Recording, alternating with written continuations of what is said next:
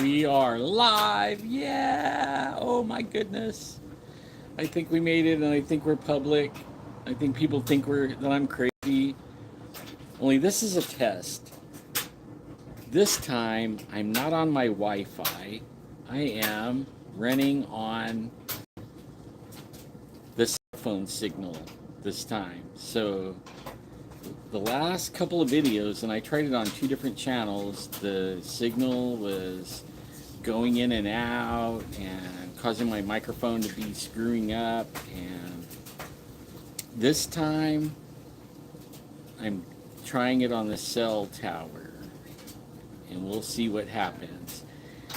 I'm not wearing any earbuds or anything, so I don't know what the sound is doing. I have to go by what people tell me.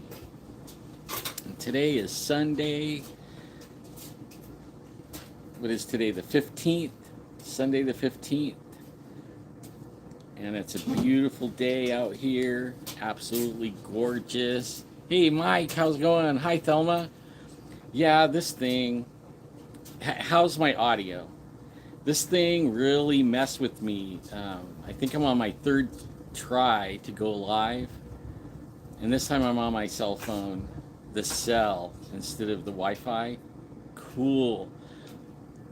I'm not sure what's going on with my Wi-Fi, but I noticed I was having trouble on the laptop, keeping connected on a laptop.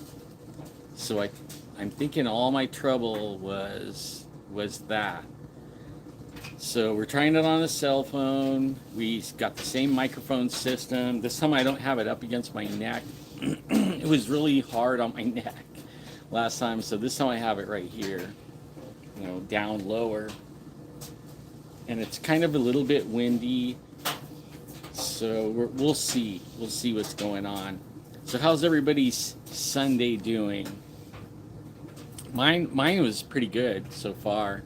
I was pretty busy this morning. I meant to come in a little earlier, but that's the way it is. That's just the way it goes. Sunday. So I thought I would relate a little story, a little, like, it's not really a Bigfoot story. It's a, I don't know, like a ghost story. So, and just to test the system, and this one's really interesting. This one is at a local Indian casino with a hotel, and it happened in the hotel. And my son, at the time, my son was the director of security at this casino. And one evening, they got a call to the front desk from, I think, I don't know what floor or what room. I don't think he told me, because I don't think they want anybody to know what room or what floor or anything like that. But they got a call to the front desk, and the person that was calling was asking for a Band-Aid to their room. And the girl at the front desk called security, gave him a Band-Aid, sent him up to the room with a Band-Aid. And a little while later, he comes down and he says nobody answered the door. He knocked and knocked. He didn't hear anyone in there. And, nobody answered the door. So I guess they don't need the Band-Aid, right? So 30 or 40 minutes goes by, and they get another call at the desk, and the person's a little irate, and they said they want the Band-Aid. They didn't hear anybody knock on the door.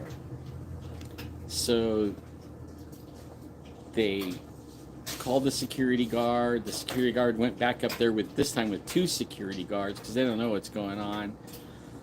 And nobody answers the door again. And they stay there, and they even call to the person, besides knocking, they're like, hey, in there, we got your Band-Aid, And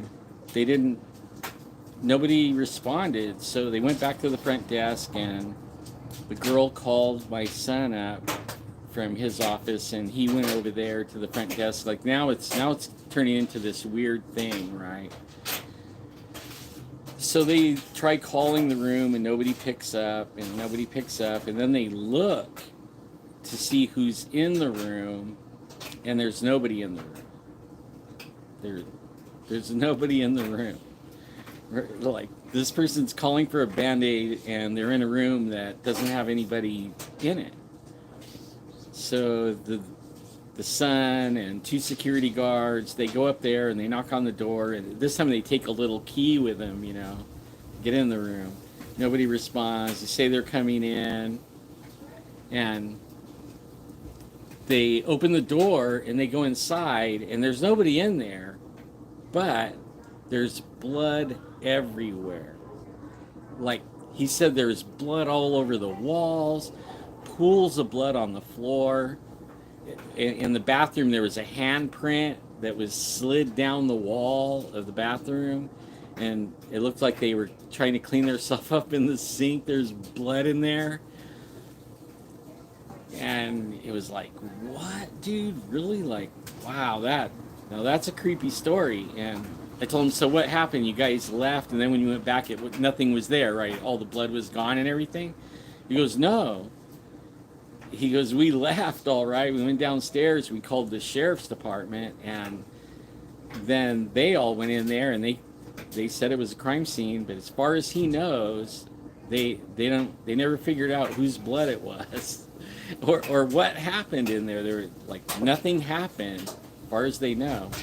Nothing happened that they know of, and he said it cost the casino a fortune to remodel and clean up that room and remodel it. And he also told me they won't give out the name or the number, room number, floor number, or anything like that, because they don't want people to know what happened. What they found there. Nobody knows what happened. They don't know if anybody died or if they have no idea. Hi, Darlene. Yeah, spooky story, huh? Isn't that a trip? Like, that's the best. That's one of the best true spooky stories I ever heard, man. That should be on a TV show. Yeah, with the reenactment, Yeah, that's pretty wild, And my son was telling me, don't tell anybody, because that he was working there. Now he doesn't work there anymore, so I guess it doesn't matter because they can't do anything about it. Even though they don't like it, they really don't want that story getting out, because lots of weird things happen on reservations. And I worked for them for a long time, a couple of them, and I have a motto, something I live by, a golden rule. Like, if you don't work at the casino, but you have a friend there, say, or you think it's your friend. Howdy, Hummingbird. If you think it's your friend, or you're hanging out with them and partying or whatever, don't let the sun go down on you. Get out of there. Before the sun goes down, get out of there. Because bad things can happen after the sun goes down. These guys shoot at each other. They go on the warpath, and you can hear shooting a lot on the res. If you're in the casino and around the casino, you're fine. There's cameras all over the place. But you don't want to wander off out of camera range at night. Really, not even in the day, really. Because I have another story at a different casino, and this one didn't have any death involved. Well, actually, I have two more stories. One kind of has death involved, and the other one is a scalping. Can you believe that? Like, this is why you never let the sun go down on you at a reservation, because not all the people there are bad. It only takes one or two, though. It only takes one or two bad people and can ruin your day. Because I have that motto, one day the little gang came in, the little gang came in, and they had a couple of non-tribal members with them, and one of them, this little blonde girl, she stopped. She was asking me some kind of question, and wasn't paying attention at all. And I told her it was getting close to being sunset, and I told her, hey, you know, you need to get out of here. Like, you need to get off the. You need to go home. Like, get out of here. Get off the res. Like, don't stay here. Don't let the sun go down on you. She goes, no, these are my friends. I go, when did you meet him? She goes, today. I go, you get out of here. Get out of here. Get off the res. Don't stay here. Like, listen to me. Get out of here. It's for your own safety and your own good. No, they're my friends. Like, listen, get out of here. That I'll have security escort you out. And they were hearing me, and they're like, come on, let's go. And they took off, and it was right before sunset. And then, I don't know, I got off around 3 in the morning, something like that. It was a long 18-hour day for me. I'm the director of security, but I do all the jobs. I was the director of security, also the not security, marketing. I was the director of marketing, the food and beverage director, and also the director of the computer department, what they call the network administrator. And the network administrator job was keeping me there late. We were putting fiber optic into the casino. Like, all the machines were going to go on fiber optic, and so I was overseeing that. And I got out of there about 2:30, 3 o'clock in the morning, and I come out of the casino, and I get about 2 miles down out of the res, and there's a little store on the side of the road that was closed down, just a closed down little building, but it was a store. And there's this girl sitting out there in front of the store, and she's just got blood all over. And I pulled in there, and I don't know what happened. She was just hysterical, freaking out, totally in shock. They had scalped her, and the top part of her scalp was barely hanging on, like a flap. And that she still had her hair and everything, but it was, on a flap. And I wanted to take her, get her in my truck, but she was even afraid of me at that point. And so I didn't have cell service or anything there, and I drove down the road to where I had cell service, and I called police, the sheriff. I don't know what happened. I don't know who did it. I do know, she was saying something about, like, they're not my friend. Just like I told her they're not her friend. And I felt so bad for that, Yeah.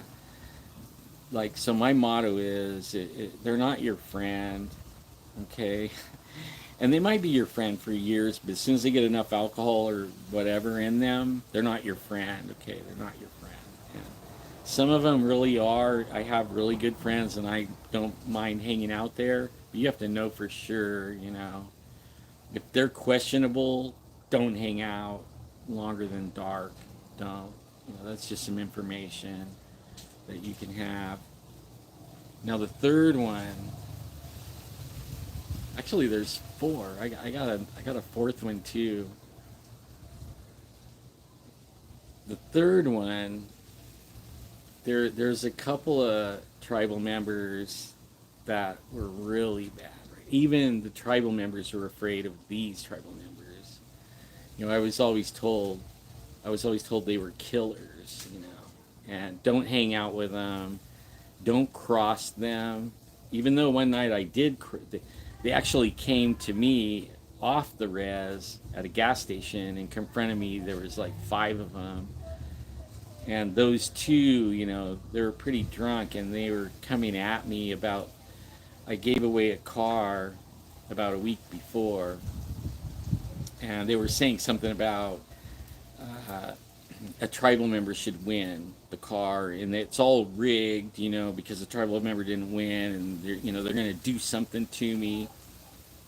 And I had the gas,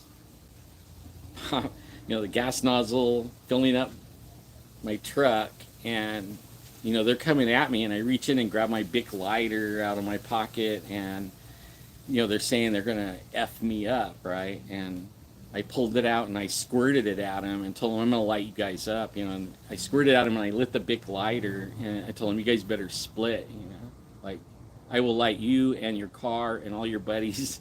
I will light you up right now. They're like, oh man, we're only kidding, you know, man, you're cool, man. After that, they actually treated me good after that, believe it or not. You know, before I was a piece of shit or something, I don't know, but after that, they treated me with respect after that. And I also showed them I had a 45, right? And not only was I going to light, if the fire didn't get them, then I was going to finish them. So after that, you know, they treated me really good. But now these two guys, right? Nobody says it's those two guys. Nobody says it is, but I know it was those two guys. And we were working late in the casino where I was. It was, I can't remember why, you know, it could, I think we were set up two bars, and one of them was a steakhouse, and I was setting it up where there was when you walk into the steakhouse, I had butcher counters set up, and you walk between a wall and these butcher counters, and it had every kind of meat you could think of, and you pick prime rib, whatever you want, lobster, crab, you name it, whatever you want, and they're going to cook it on some grills right behind you, gas grill, barbecue grill type things, and how you like it. And I had it real cheap, like two, pay for one and get two, so you could take your girlfriend or your wife, or you and a friend, you know, but you could get two dinners for the price of one. And I was just promoting it to get it open, you know, and I'm pretty sure that's what I was doing. And it was around, I don't know, 11:30, something like that, and all of a sudden I heard all this commotion, and all the security guards are running, you know. I'm like, what the heck? And they're all going outside, and I went outside, and they said there's a taxi cab up right at the entrance of the reservation at the stop sign, and the cab is running, and the taxi cab driver is tried to crawl out of the cab, and he's like half under the car, and he's dead. Looked like he got beat to death. The cab's running, you know. And everybody knows it was those guys. Nobody would testify on them, not even me, really. Like, I didn't see it, so I don't know, but I was told later by somebody I know, pretty close, that they had got the ride from the cab. They really didn't have the money to pay for the ride, so I guess the guy was saying something about collecting, you know, you pay up or something, and they beat him up till he was dead. He was trying to get away from him, and they said he was kind of contorted under the car. And the sheriff came, and oh man, that was a trip for a few weeks. You know, that kind of had everybody on edge at the casino, especially when those guys were coming around. You know, it was sad, real sad. But a lot of things happen on the res. Like this other story is, yeah, a lot of people don't know this stuff, you know. Think it's all fun and games and all that kind of stuff. It can be really dangerous, and I'm not saying everyone that lives on the res is like that. I would say 99% of the people that live there are really good people, just like me and you. But like every neighborhood, there is some that aren't. And alcohol and drugs magnify that. You know, and it wasn't, I worked there a long time, and I'm only telling you about a couple of incidences, you know. It doesn't happen every day, but the odds could be, you know, you don't want to be, put yourself in that position and be some of the odds, right? You don't want to be in there. You know, you don't want to put yourself in the position. Stay in the casino, do your thing, enjoy yourself, leave at 2 a.m. It don't really matter. Don't stop if somebody's flagging you down, you know. Don't stop, just keep going. You know, if you feel like that they needed help, call somebody when you get where there's service, right? Don't stop, you know. I hear a cat.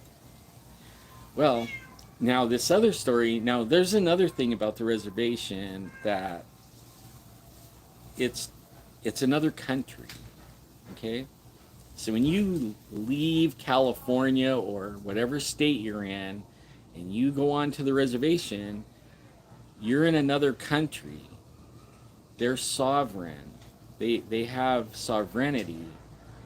So they have their own courts, they have their own police, they're federally control. If there's any kind of control, it's federal. It's not local, state. Now the tribe can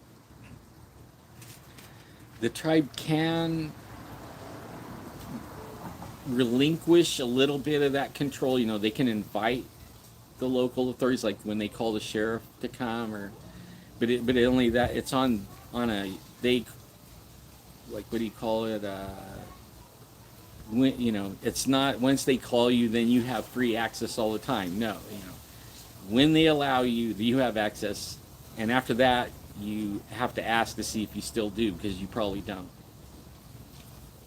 But that said, sometimes this element that's on the res that you don't want to associate with, they bring like their drug friends from out of town, you know, the town out in town, they'll bring them up.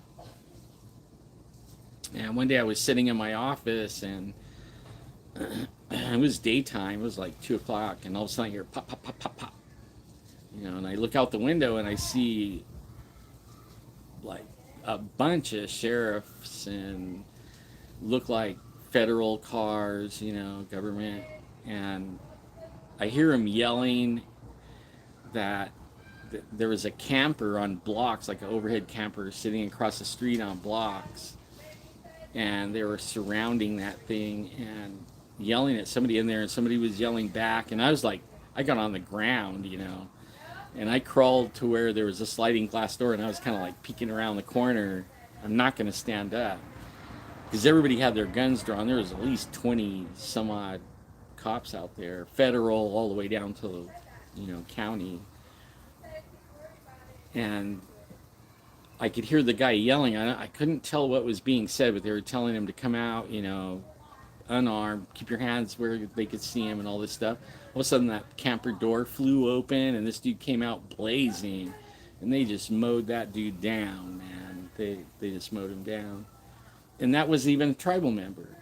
That was somebody from town that, like, from what I hear, he had his girlfriend was a tribal member, and somehow he was able to stay right there, and they found her deceased, and they knew it was him, and he did something else down the hill somewhere else, and they found him right there. And I guess they'd been looking for him for 2 weeks. He was holed up in that little place till they found him.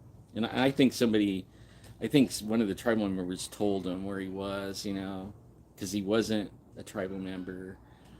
So, you know, get rid of that guy, you know what I mean? But yeah, so there's my stories for Sunday on the 15th.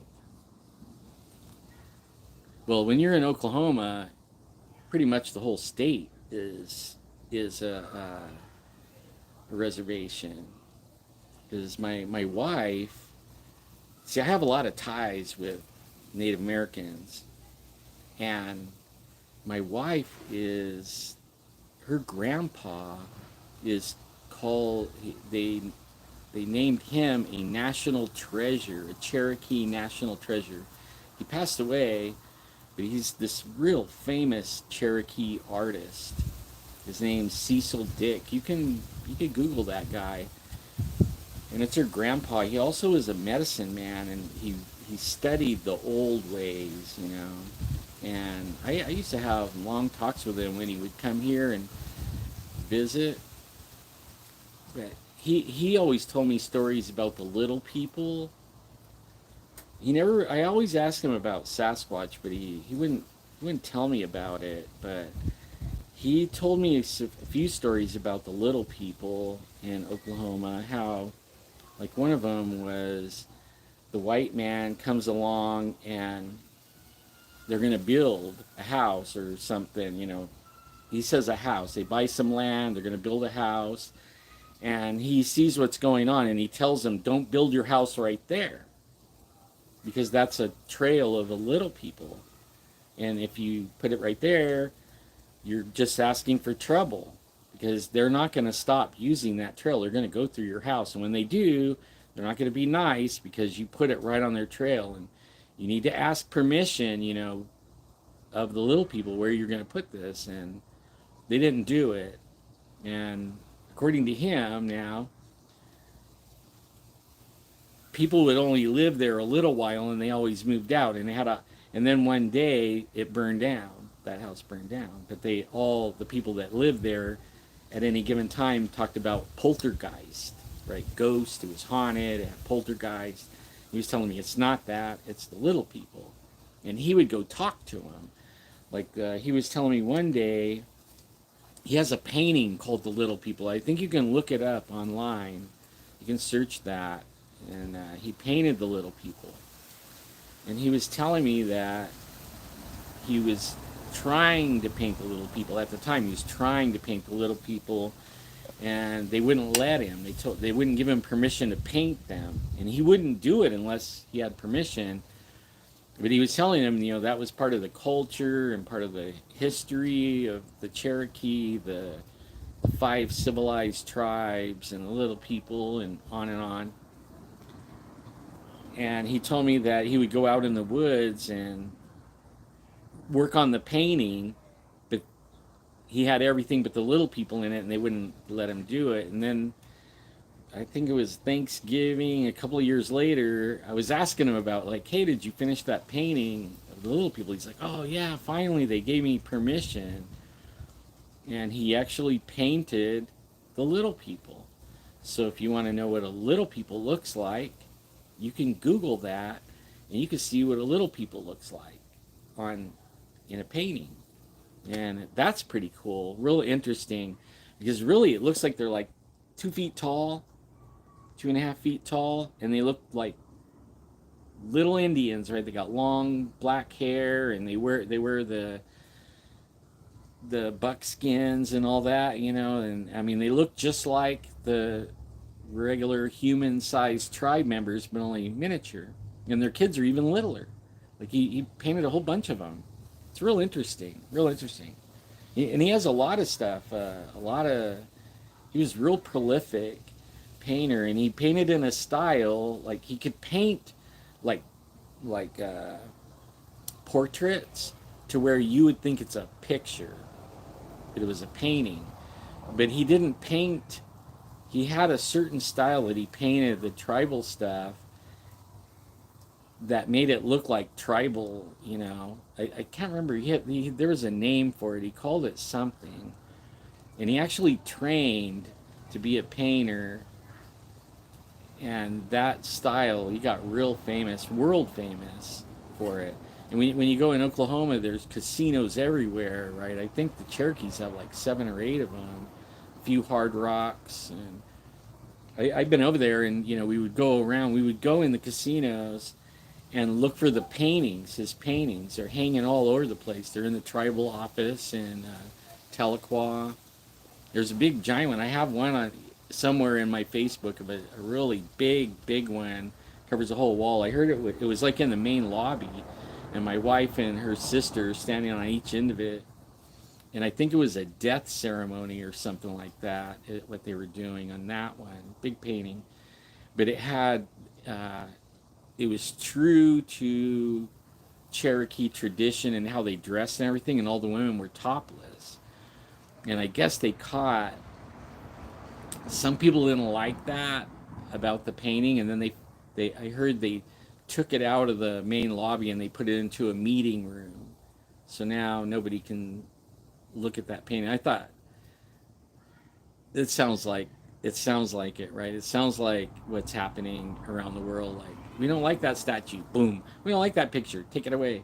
We don't like what you say right there. Censor. I mean, cancel culture, is that what they call it?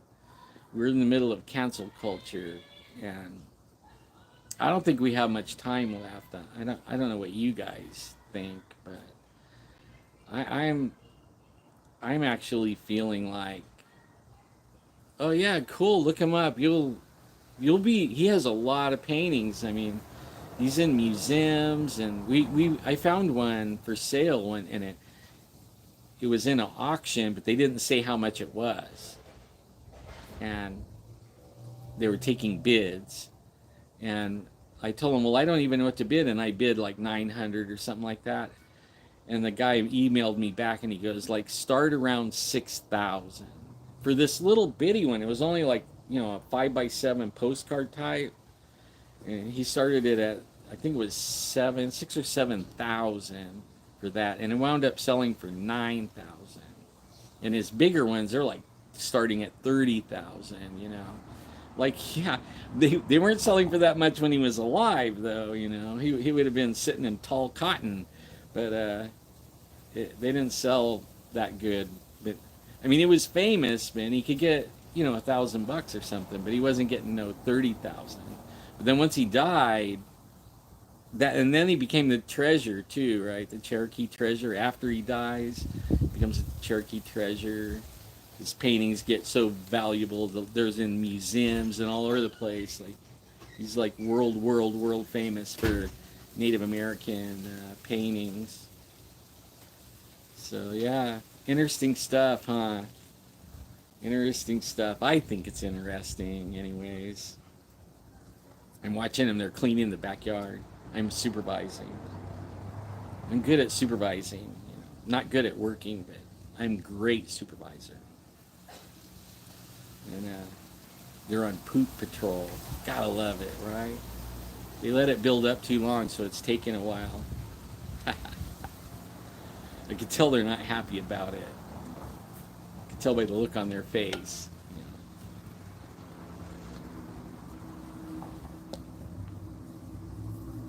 Yeah, so I want to. I noticed, like, I'm running a test. The test on. So how has my signal been? Have I? Am I cutting in and out? Is my what do they call it? Is my data spinning and all that kind of stuff? Or have I been solid the whole time? Because if I've been solid, then it was my Wi-Fi doing it, and I couldn't see that. Yeah, see, I have a feeling it was my Wi-Fi. I'm gonna have a talk with them. I pay a lot of money for good Wi-Fi. It might be because I have a lot of people at my house all the time, and TVs on it and everything. Yeah, cool. Because it was really bad on the last three videos I did. I even went back and listened a little bit. It's hard to listen to yourself. Have you ever tried to do that? It's really hard. But I went back and I was looking at it, and it was terrible. Like every 3 minutes it was cutting out. My internet sure is getting throttled. It looks like my cell signal isn't. In fact, I did a speed test before I started this on the Wi-Fi. I have I think it was 1,119 megabits or 1 gigabyte, right? A little over 1 gigabyte. I pay for 1 gigabyte, so it's like 100 megabits over. But it was only 25 upload, 25 gigabytes, or no, is it 25 megabits?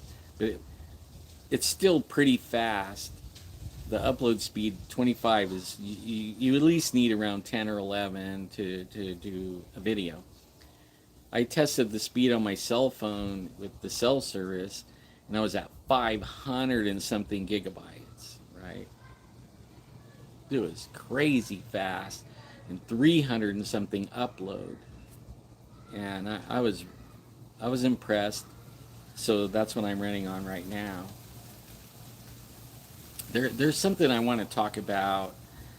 Speaking of YouTube, and since I've been doing research on YouTube, the shadow banning analytics and views and watch hours and all this stuff,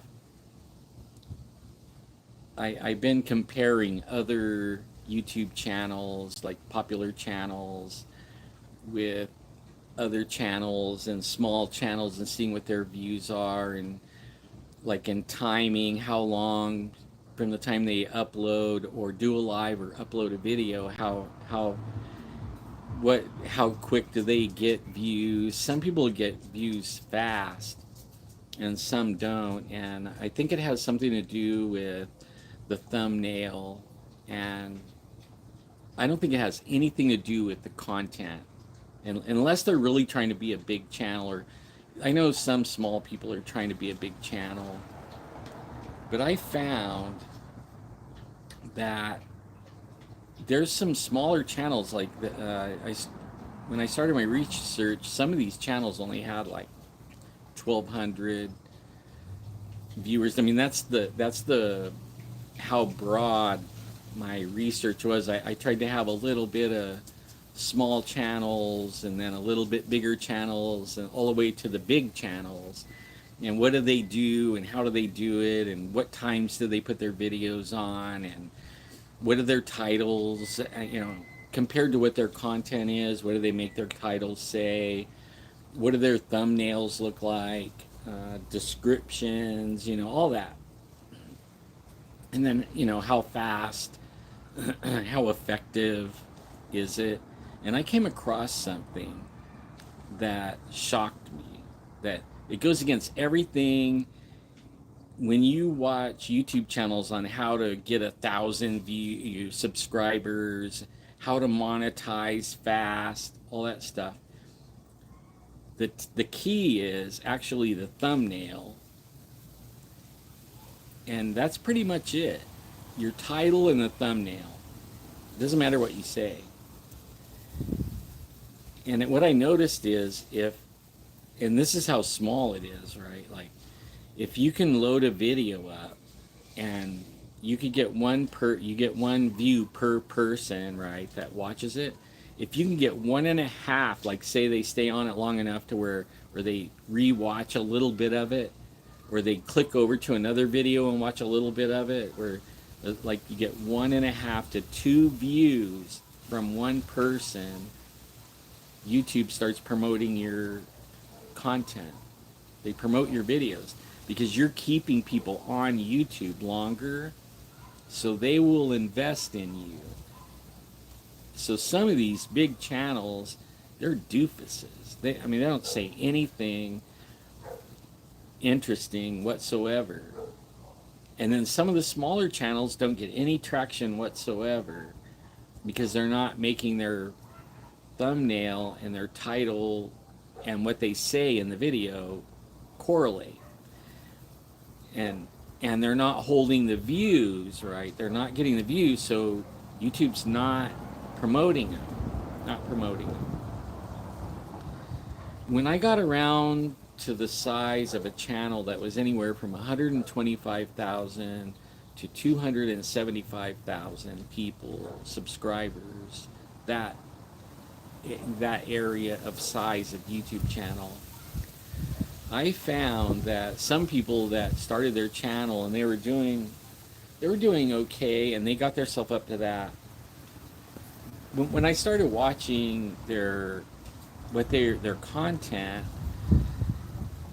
it didn't matter what the content was. I started realizing it didn't matter what they said. All they had to do, what they were finding, what they were tapping into, was a percentage of people that would naturally gravitate to them or like them on a certain level, right? On a basic level. And they just liked hanging out with them. It didn't matter what they talked about. Some of them they couldn't even put 2 sentences together hardly. They were like Biden or something, couldn't even talk.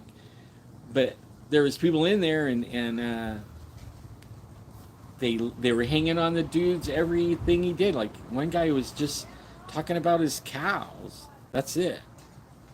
For 5 years, talking about his cows, and their teats, and I mean, like how he feeds them. I mean, that's it. 20 something minutes twice a week, recorded and uploaded, and with these stupid titles, it didn't even match what he was doing. You know, he put stupid titles up like clickbait titles, which YouTube frowns on. What I found, they frown on that. But if you don't have, you know, if you're just not growing anymore and you have your 100, I think he has 135,000, and when you think every one, and you know, he gets like 200,000 views. Now, it took me a while to figure this out, but the average amount you make per view, it's like 1,000 views is $6.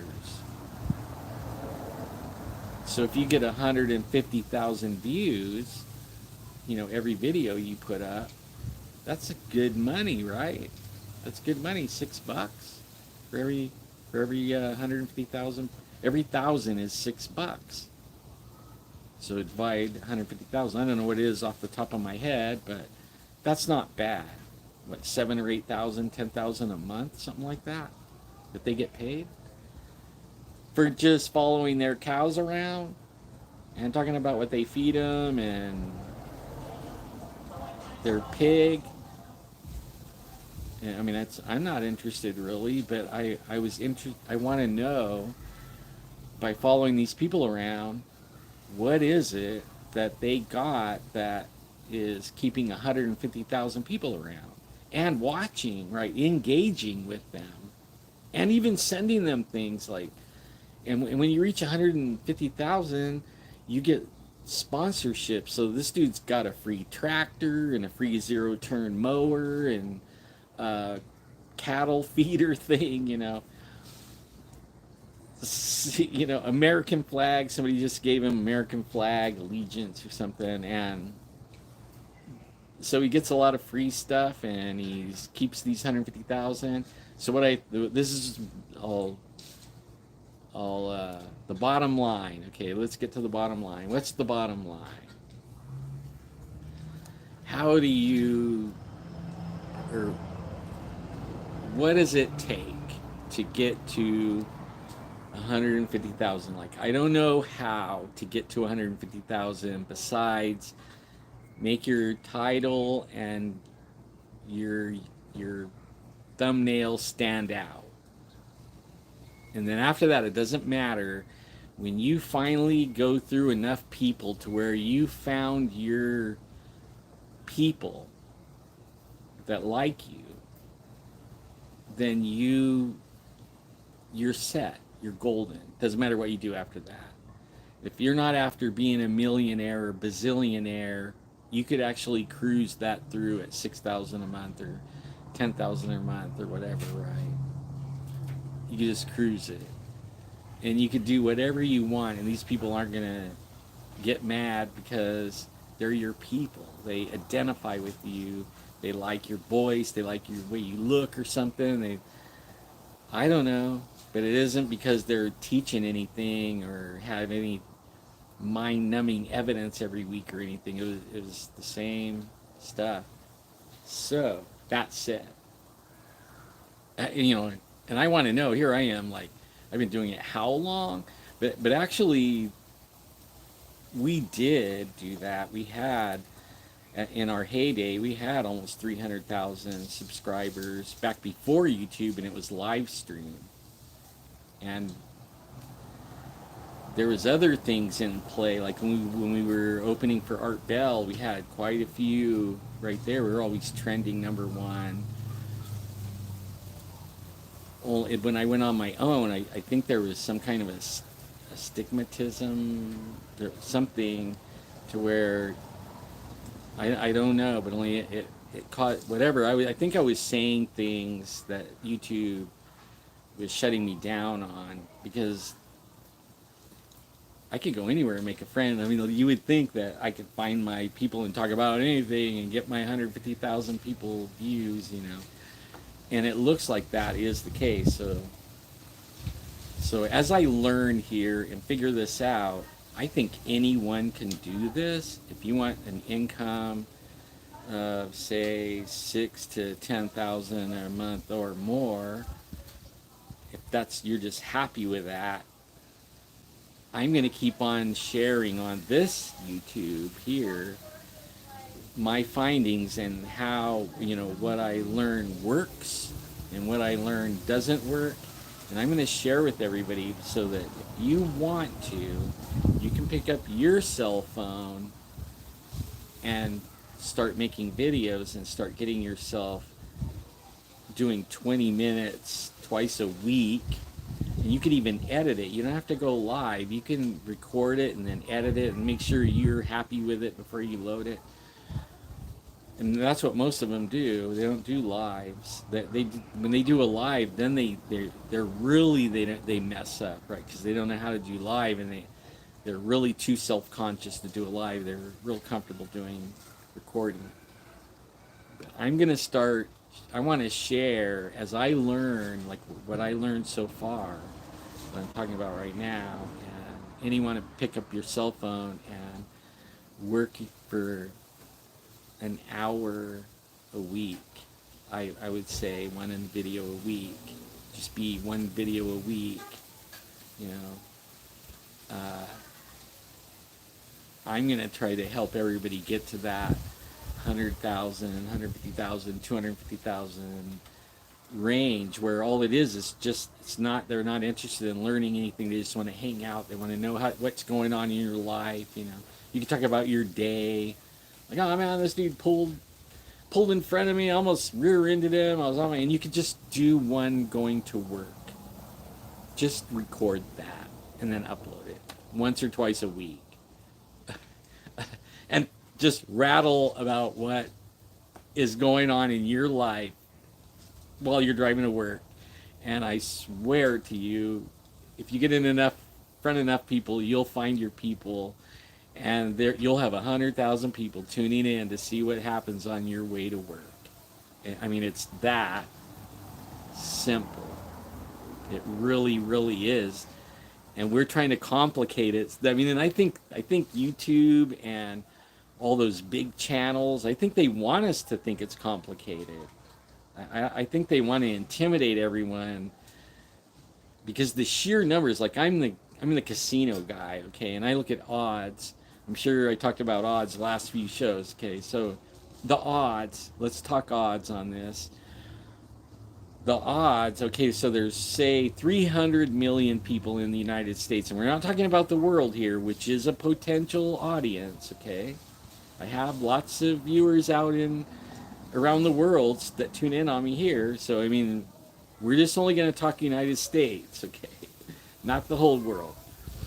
But there's, I think it's like 292,000 potential viewers in the United States.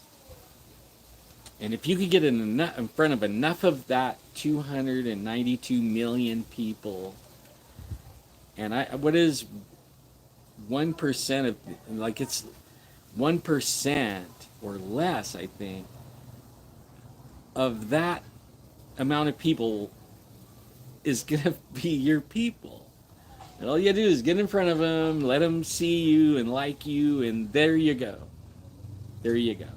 If you want to get rich, start finding a niche and actually talking about something besides your day, right? And teaching people something like how to cook spaghetti with your mama's recipe or something. You know what I'm saying? Yeah.